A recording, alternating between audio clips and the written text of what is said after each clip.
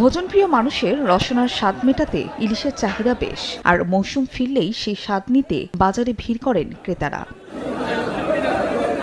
চলতি মৌসুমে চাঁদপুরের বড় স্টেশন বাজারে ইলিশের সরবরাহ কম বলে দাবি ব্যবসায়ীদের, তাই দামও হাঁকা হচ্ছে বেশি। এক লাফে কেজিতে বেড়েছে 1.5 থেকে 200 টাকা। এর পেছনে ভারতে ইলিশ রফতানির ঘোষণাকে দুষছেন ক্রেতারা। বাংলাদেশের জনগণ না খাইয়া ভারতের মাছ দেওয়ার মধ্যে আমার এটা কি কৃতিত্ব বাংলাদেশ সরকারের আমরা বুঝতে পারি না। সাধারণ জনগণের ক্ষমতার বাইরে ইলিশ মাছ সবাই খেতে পারে না। তো মুন্সিগঞ্জের মীর কাদিম আড়তেও একই অবস্থা। একদিনের ব্যবধানে ইলিশের দাম বেড়েছে 150 টাকা পর্যন্ত। আড়তদাররা দায় চাপাচ্ছেন জেলেদের উপর। রপ্তানির কথা শুনছে, এই জন্য আর কি দামটা সিন্ডিকেটের কারণে বেশি হয়ে গেছে। মনটা খারাপ যেন আমরা বড় মাছটা কিনা খাইতে পারি না, বিদেশে বেশ চালাইতেছে।